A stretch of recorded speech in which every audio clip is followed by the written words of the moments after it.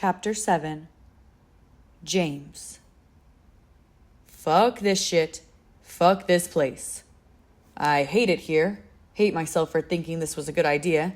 Hate my family for being right about how much of an idiot I am.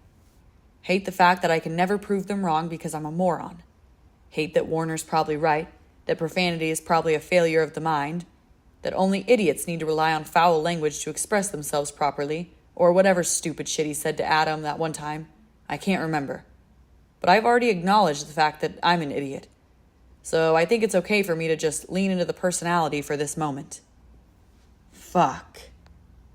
I bang my head against the tree trunk, startling a group of birds, disturbing a dusting of snow. The rough bark scrapes my forehead in a painful, pleasant sort of way, and this pisses me off too, though I'm not sure why.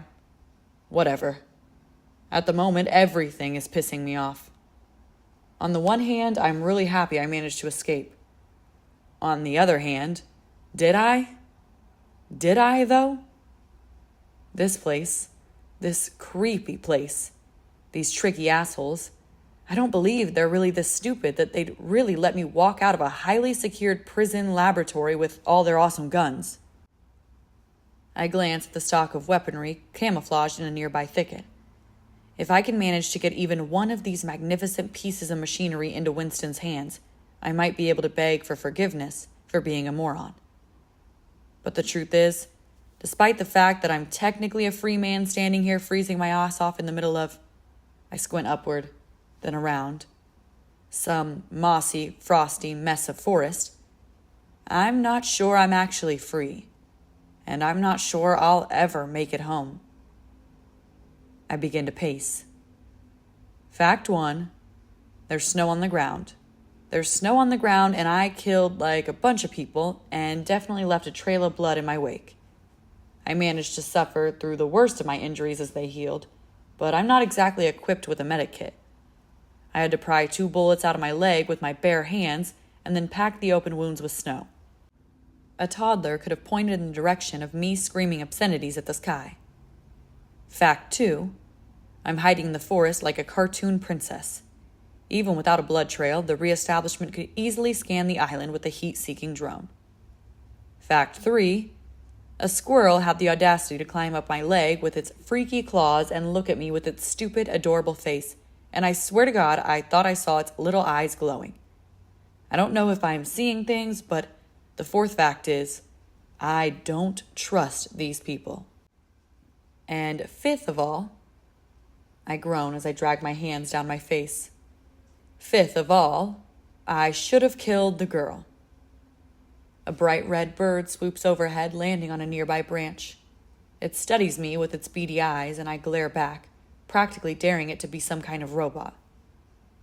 "What are you looking at?" I ask.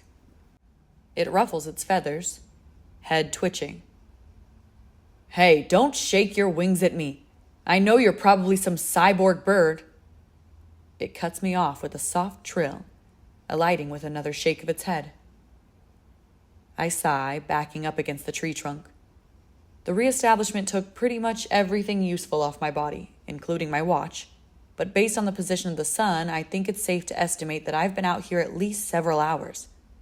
Several hours I spent hiking through the forest, and they still haven't tracked me down. I haven't had to kill anyone at all.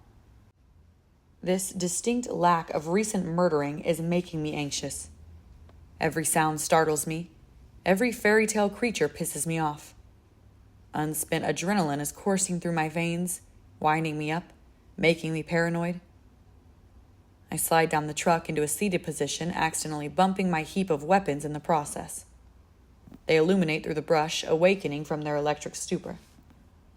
I'd bet all my clothes, plus the very excellent hair on my head, that these things have trackers in them. I close my eyes, exhaling. I spent the first couple hours keeping myself busy, setting up camp. I built a temporary concealed shelter with local materials, collected snow for water, stole nuts from squirrels, berries from birds. Aside from the fact that I'm freezing through my bloodied sweater, this landscape is not a challenge. Seriously.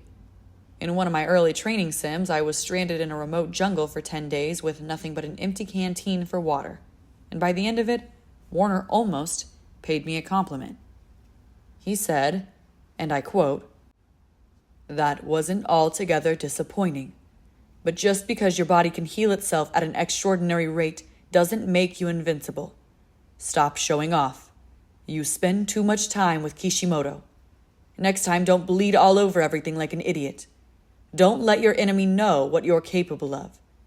Unless, of course, your intention is to be swiftly murdered in your youth." A glowing review. The only problem is, I didn't learn from my mistakes. I did bleed all over everything, and maybe I was showing off a little.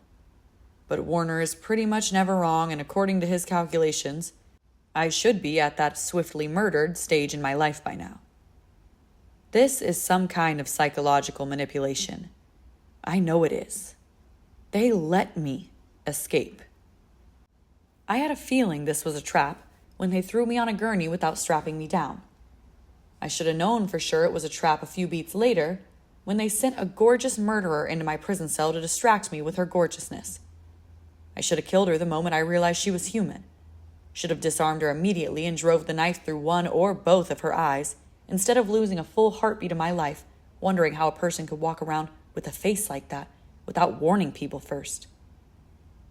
Honestly, killing her at literally any point would have been a really excellent idea.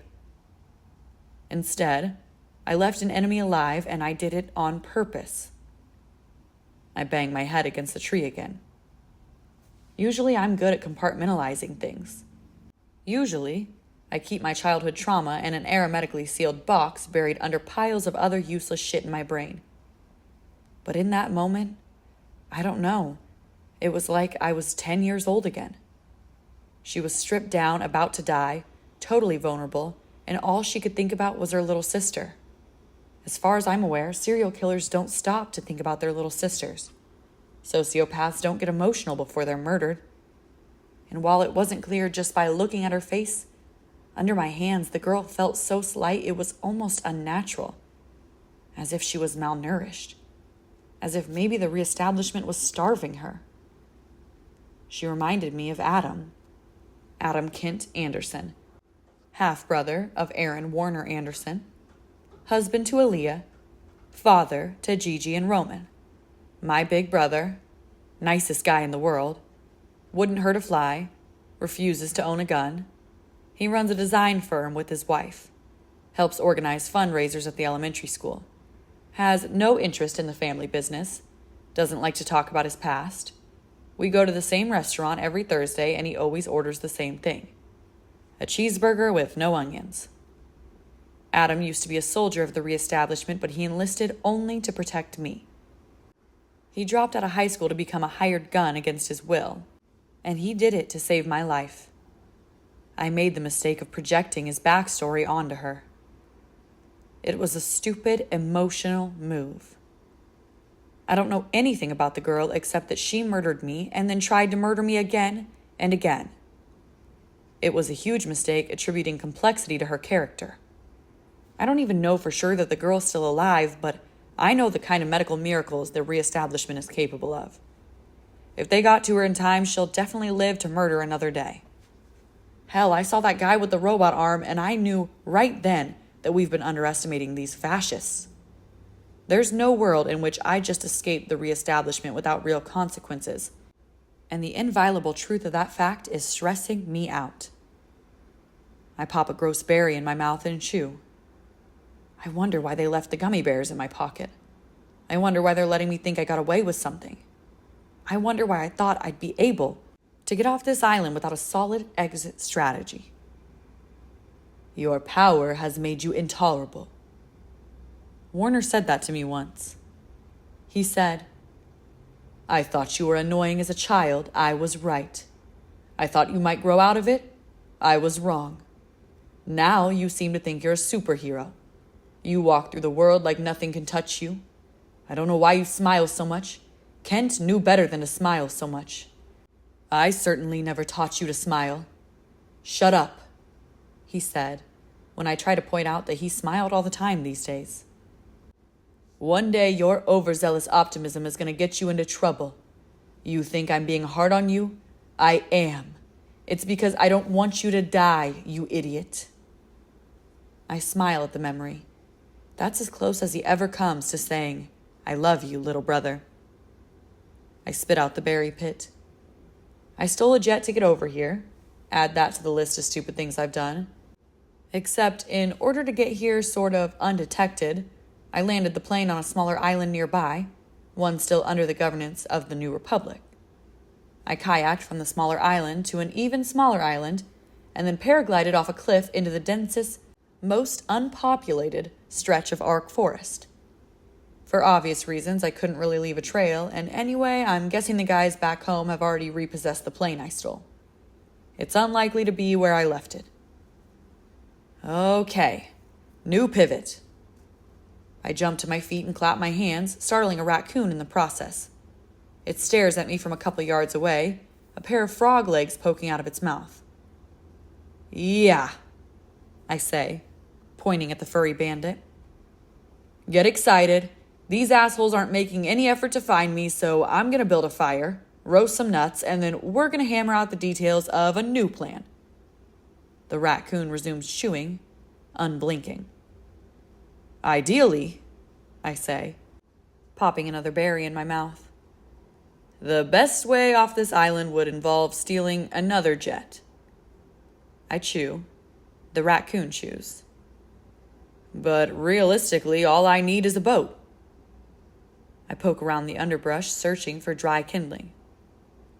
I know what you're thinking, I say, brandishing a stick at the raccoon, now clutching a nut in its fist.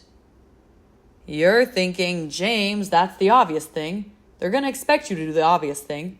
The ports are probably rigged with explosive. Heavily secured, soldiers everywhere, too many to kill even for someone as strong and capable as you are. The raccoon nibbles at his nut.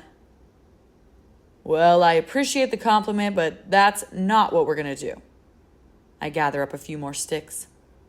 The thing is, I'd tell you what we're going to do, except you're recording me right now, aren't you, you little trash panda? And I'm not going to tell you shitheads exactly what I have planned. I step toward the animal, staring into its dark eyes. In the perfect slant of light, the blue sheen is unmistakable. So, I say, bending to better meet its gaze. If you're watching this program right now, I'd encourage you to ask yourself this. What would Aaron Warner Anderson do? Because that's the question I'm about to answer.